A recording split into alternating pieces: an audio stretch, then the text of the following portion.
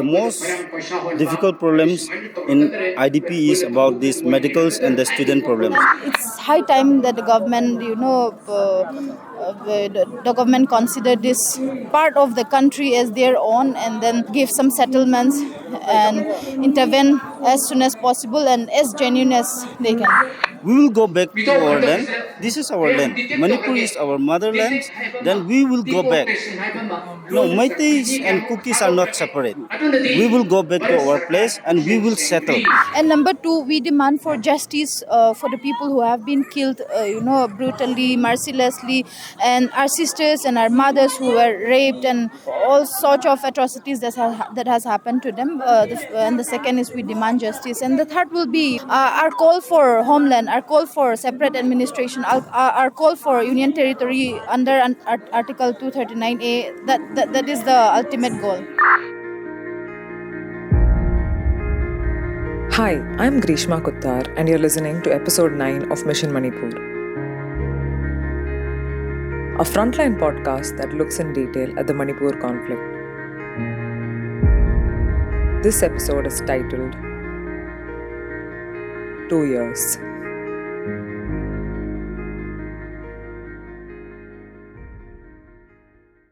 Do you all know what I understood this week? Which is 2 years after Manipur plunged into violence, that there is no going back from? What I figured is that people across the state, even after a total of 2 years, are still coming in terms with what has happened to the state. From the time that I started reporting in Manipur, I have tried to prioritize speaking to as many people as possible, be it young people, students, teachers, women taking care of their families, officers working for the government, anybody who wants to talk about what is happening in the state. Over these conversations, especially the ones that I've had this week, I have come to realize that people have moved past the stage of panic. What they're worried about now is what other forms of damage control are still left to be done. Parents continue to worry about how their children will turn out, how they will provide for their children when they have lost their home, their businesses, or their jobs. School teachers and principals across the valley and the hills worry about how they'll stop children as young as 12 from dropping out, or worse, consuming drugs. Yeah, in a state that has hit the highest inflation rates in the country, drugs are now cheaper and more accessible than ever. Everybody worries about when the threats will stop and when they don't have to give away all their money to the ones with guns. The displaced worry about how they'll ever go home, but more urgently, how they will find some way of making a livelihood. Many women, irrespective of whether it is in the hills or the valley, worry about when their opinions are going to be taken into consideration as they juggle multiple roles in spite of their leadership never being respected. The exception are young people. While some are still trying hard to make it through the odds, many of them are giving up. Like this young political science graduate who I met in the very first month of the violence, who at the time seemed convinced he'll crack a competitive exam he was preparing for, in spite of having to go for duty as a volunteer. Over the months, he has realized he can never prepare well enough with the worry that has been sitting in the middle of his being, that his family might face harm. He told me this week, open quotes, "Sister, I think I'm going to give up," close quotes. I'm not making any of this up. The picture is as bad as I'm trying to paint it, but I still think I've not said enough. The central government has made a PR exercise out of President's rule, focusing on what will grab eyeballs than on the real needs of the people, especially those whose villages have been burnt in the violence. Even last month, 2 Kuki villages were burned down in Kamjang, which is a Thangkol Nangar district. The Kukizo Hill districts have moved on from bad to worse, as I have explained in my previous episodes. The only difference now is you'll see even more armed personnel moving around the state, be it along the highways or inside towns, markets, basically everywhere. Anyway, since it is May 3rd, organizations both in the valley and the hills called for a shutdown along with announcements that they would organize programs to observe 2 years of the ethnic violence.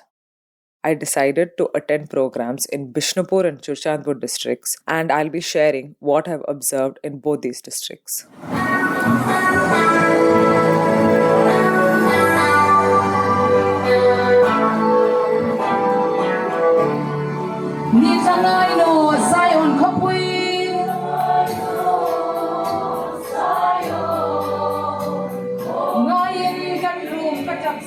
What I just played is a song in mourning that was performed by tribal artists at the program organized by the Kukizo Apex body in Churchandpur district, locally known as Lamka.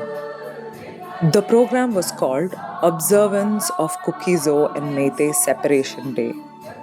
By the time I reached the program venue at 10:45, what I observed is that people from across Churchandpur had gathered for the program at what is locally referred to as the Wall of Remembrance, which is a structure that was erected in 2023 where all those who have been killed in the violence are named along with their photos. The program consisted of speeches by different leaders, but the Kukizo women leaders also organized another round of Zangadop. If you go back to episode 4 of my podcast, you'll know what I'm talking about. I interviewed Gracie, one of the women leaders who has been working across all departments since the time the violence began. This is what she has to say, not just about the program, but about what's happening in Manipur. What I want to ask you is, now that everybody is here, has anything changed since the May 3rd of 2023, now that there's president's rule? Do you feel like the attitude of the government, the central government has changed towards the Kukizo people? Well, honestly, it's just the president's rule and nothing changed on ground. If you go to relief camps and the kind of activities taken up by the government, as far as I understood, there has been, very minimal change. Right. How do people, I see a lot of people here, like every protest or gathering that happens here. Are people tired? What is the general sentiment amongst the people in Churchandpur? Like we can see on the first commemoration of 3rd of May, there were a lot of gatherings. The ground was filled. Back then we had trusted the government so much that we can only pressure the government. That was what we wanted. But now seeing the kind of seriousness that the government has given towards the protest and the sufferings of the Kuki people in Manipur, people have started losing hopes in the government. Is there a sense of fear considering, since president's rule, the assumption is the army can do anything. But I know this is an AFSPA area. Still, do you feel like there's more fear or there's a loss of hope, or is it a mixture of two? I think it's both. When it comes to the buffer zone, our people have the number of people who are in the buffer zone on duty have decreased, reduced, and then with the coming in of president's rule, we trusted that the buffer zones will be taken care of. But when it comes to the administration and whatever has happened in the ground, I think it's more like we trusted the government, and that is because that is our only hope. But seeing the kind of importance that the government is giving towards the people here, I feel like we have lost hope. The hope we kept in the government decrease with days. Consistently, there has been demand for separate administration. But is there a new purpose or a new point that the leaders of the community are trying to make through this program today?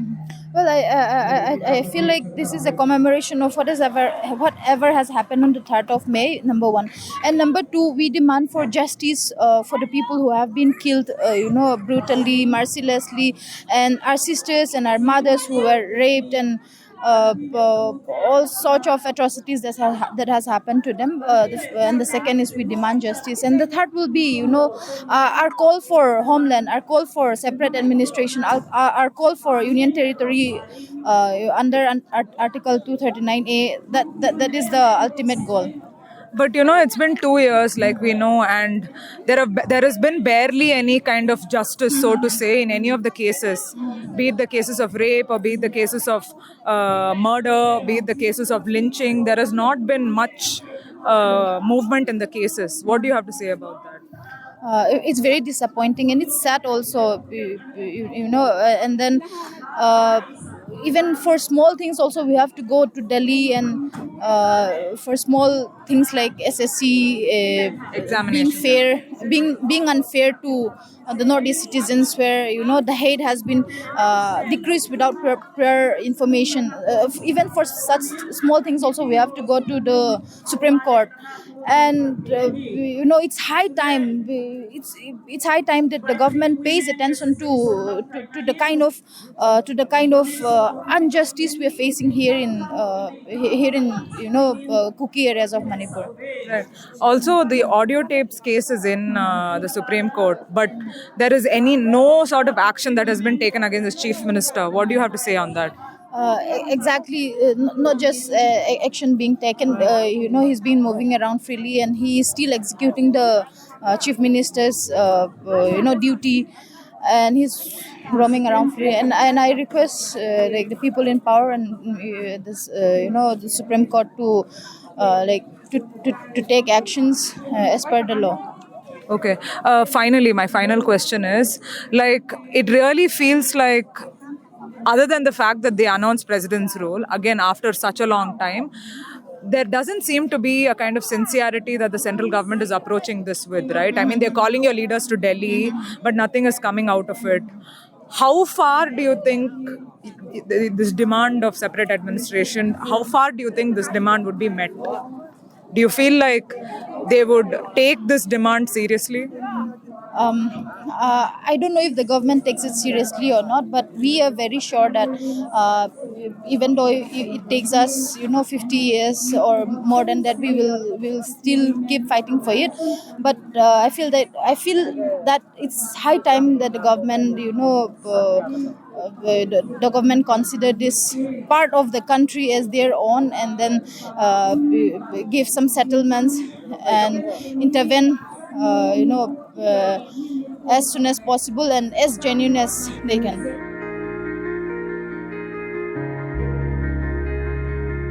From this program in Churchandpur district, I travelled towards Bishnupur, where I was told a program was being organised by the Churchandpur Meitei United Committee, which is a collective representing displaced Meiteis from Churchandpur. On the way to this event, I came across another event that was organised by the Arambai Tengol.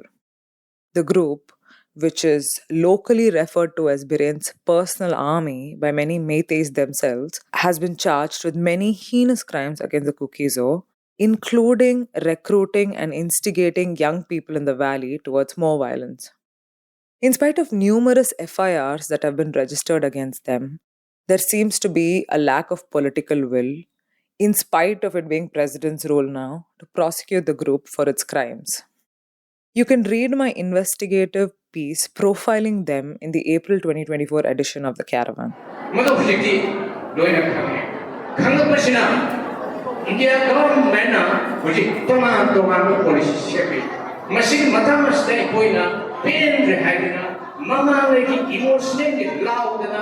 At the program organized by the Churchandpur Meitei United Committee, I spoke to conveners of this committee who highlighted the abysmal condition of the displaced in the camps in the valley, along with how they feel abandoned by the government, be it the state or the central government.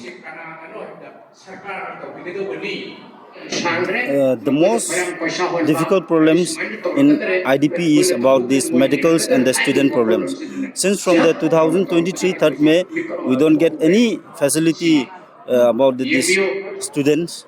We don't get any student package from the state governments and the central government. The government has announced, the state government has announced that all the government schools, government school will be free of cost, but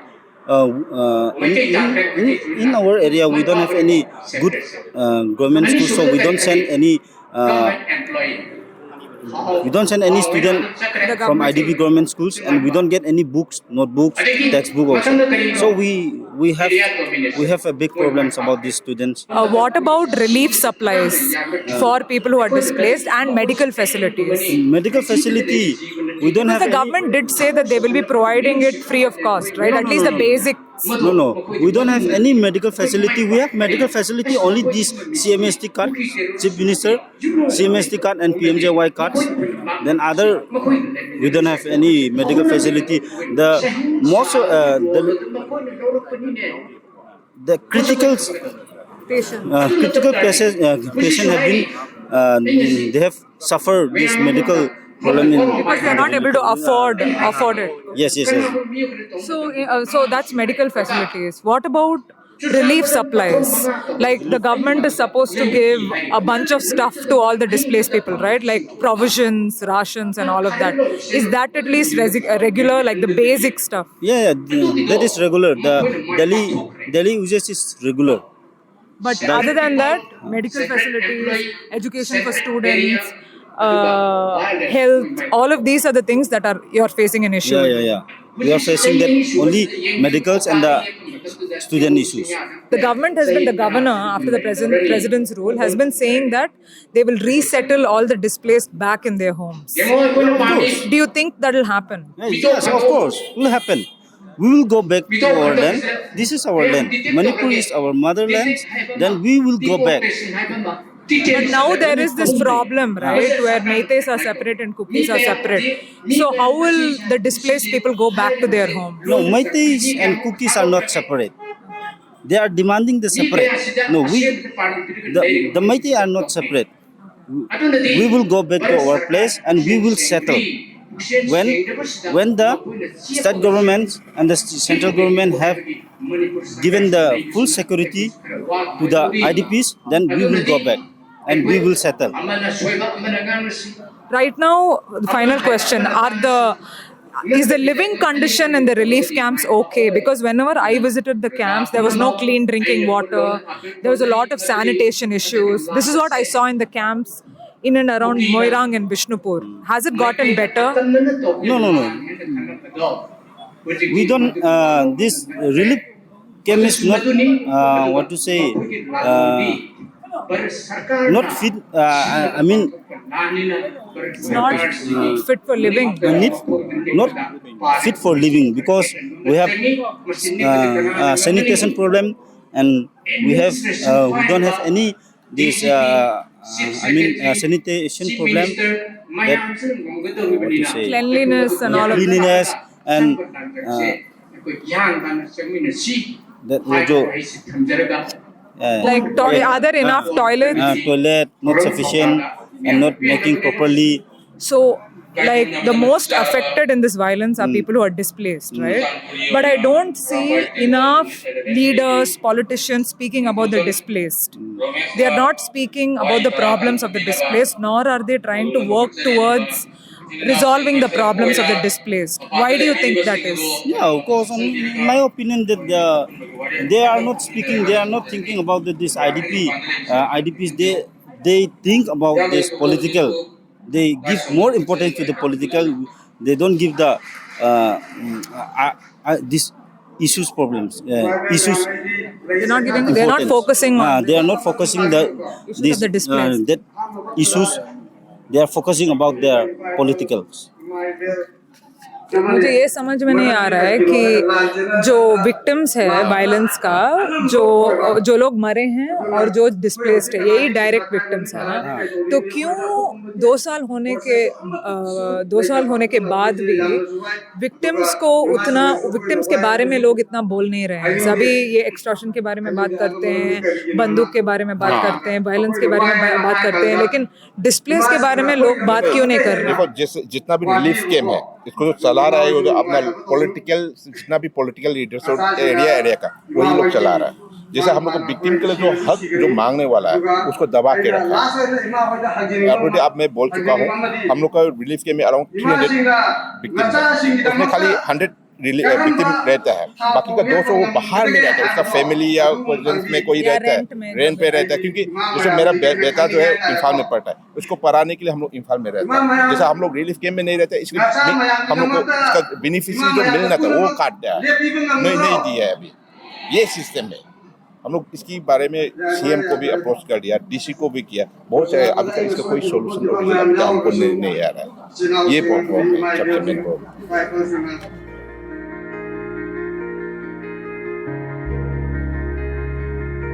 All the districts that I went to were deserted, and most people seemed subdued as compared to last year. Of course, there were very strict rules that were set by the district administration and the armed forces for the programs to be organized. In fact, on May 2nd, I saw hundreds of armed personnel walking through the streets of Churchandpur in what seemed to be a flag march. A similar flag march in the form of a convoy was also taken through the valley districts. That could be the reason why placards were absent in all the programs and people seemed distant. Or maybe they're all fed up.